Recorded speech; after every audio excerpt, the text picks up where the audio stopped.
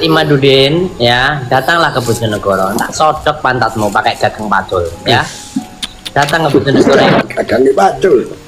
Tak sodok pantatmu nggak pakai gagang pacul. Yang serius ngomongnya. Ini suaranya si Kori, teman-teman ya. Sebelum saya rungkat ya, orang-orang ini masih meragukan saya kan.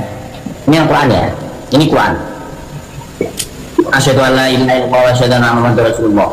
Saya Auzi Muaimin bersaksi bahwasanya nasab Alawi tersambung nasabnya kepada Rasulullah Shallallahu Alaihi Wasallam.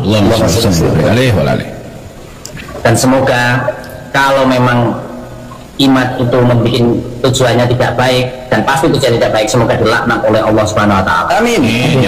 Amin. Bersama dengan Gus Auzi istirahat tidur, tapi Gus Auzi saya bangunkan nggak bangun-bangun. Setelah saya cek, Gus Auzi wafat. Innalillahi wa inna ilaihi rajiun, innalillahi wa inna ilaihi rajiun, innalillahi wa inna ilaihi rajiun. Ucapannya ini bagi saya pribadi teman-teman sangat-sangat mengerikan ya. Sekaligus ini kalimat yang sangat-sangat menjijikkan dan jorok juga teman-teman ya. Ini demi membela nasab Alawi ya, kemudian bermain-main dengan Al-Qur'an ya, mubahalah menggunakan Al-Quran hanya untuk membela nasab Alawi teman-teman, sampai melaknat Kiai Imaduddin. Kemudian tadi terdengar juga ada suara seperti suaranya si Qori teman-teman ya. Kemudian ada yang mengatakan qabul ya, maksudnya ini pasti dikabulkan maksudnya teman-teman ya.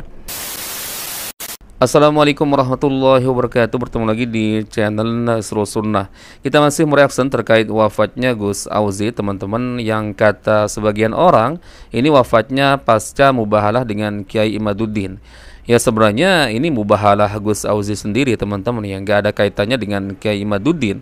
Karena saya rasa Kiai Imaduddin gak mungkin akan melakukan hal konyol seperti ini.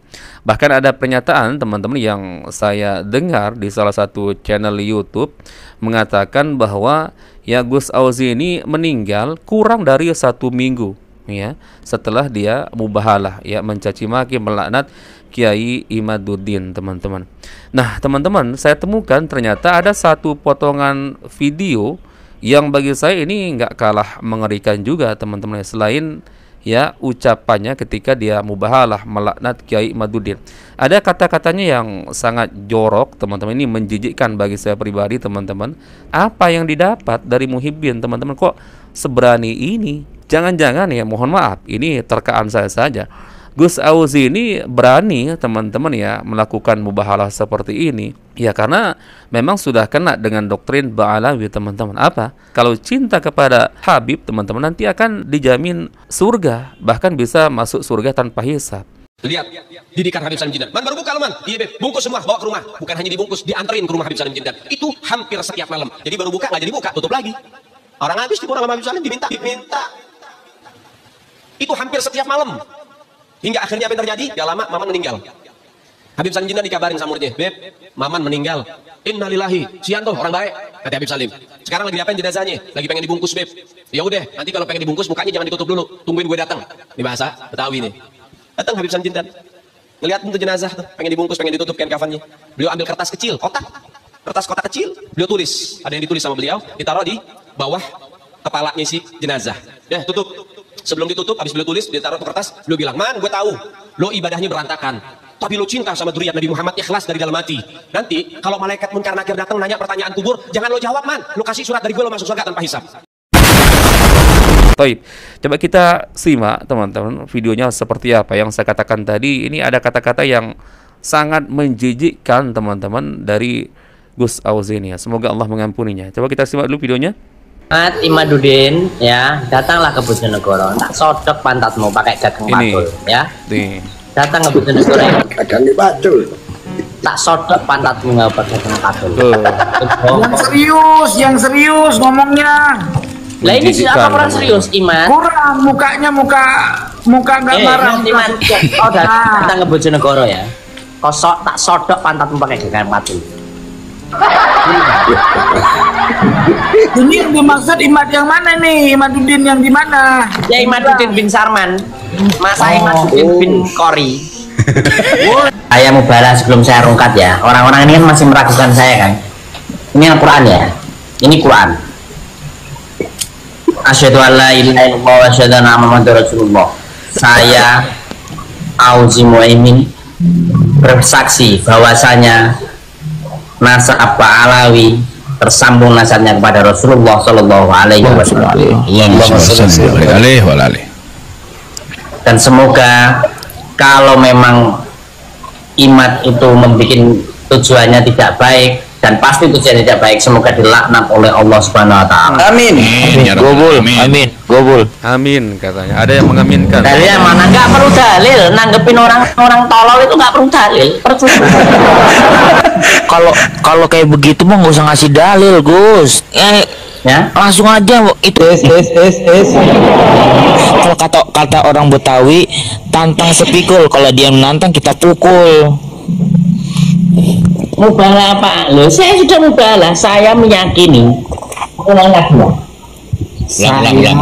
Saya assalamualaikum warahmatullahi wabarakatuh. Asyhadu an la ilaha illallah wa asyhadu anna Muhammadar Rasulullah. Saya Auzi Muaimin. Saya percaya dan hakul yakin bahwasanya nasab Alawi tersambung nasabnya kepada Rasulullah Shallallahu Alaihi Wasallam. Sambil rokokan teman-teman, sambil pegang Al-Quran ditaruh di kepala, kemudian melaknat orang lain, mencaci maki orang lain, ya, mengeluarkan kata-kata yang begitu menjijikkan, ya, sampai mengatakan sini Imaduddin datang ke Bojonegoro, saya sodok. Ya itulah teman-teman ya.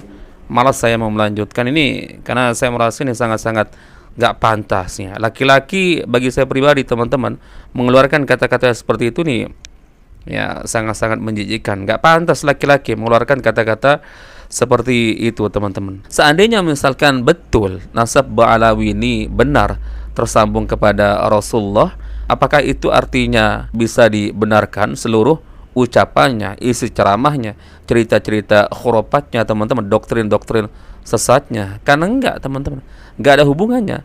Makanya saya katakan teman-teman, saya pribadi enggak terlalu fokus dalam masalah nasab Alawi ini. Terserahlah mau tersambung ke mau enggak ke. Toh yang menjadi ya tolak ukur kemuliaan seseorang di hadapan Allah Azza wa Jalla adalah ketakwaannya teman-teman, bukan nasabnya. Ingat teman-teman ya, Allah mengatakan inna akramakum indallahi atqakum. Sesungguhnya yang paling mulia di sisi Allah Azza wa Jalla adalah orang-orang yang paling bertakwa. Kemudian Rasulullah juga pernah mengatakan kepada Fatimah, putrinya sendiri teman-teman, seandainya Fatimah ya putri Muhammad mencuri, maka niscaya aku yang akan memotong tangannya. Ini bentuk keadilan dari Rasulullah teman-teman. Gak ada itu istilah nasab, mau anaknya ke ya, mau orang tua, mau kakek ke, mau sanak pami. Ini kalau memang salah ya salah teman-teman. Ya karena tujuan saya bukan nasab semata-mata ya teman-teman. Meskipun saya juga meragukan, masa iya orang yang mengaku sebagai cucu Nabi, ada darah Nabi yang mengalir dalam tubuh mereka, kok ucapannya kotor, mencaci maki, menghina, provokasi, adu domba teman-teman ya. Bukan malah isi ceramahnya itu Al-Quran dan Sunnah teman-teman, malah isinya dongeng-dongeng khurafat ya, doktrin-doktrin sesat ya. Ya sekali lagi teman-teman, meskipun nasabnya tersambung kepada Rasulullah, saya nggak peduli, saya akan terus bantah ya kesesatan-kesesatan mereka teman-teman. Itu yang harusnya sebenarnya kita fokuskan teman-teman ya. Dan yang aneh lagi teman-teman, saya melihat di YouTube ada tuh ya konten-konten kreator aswaja yang membenarkan ya atau membela Gus Auzi ini yang melaknat Kiai Imaduddin teman-teman.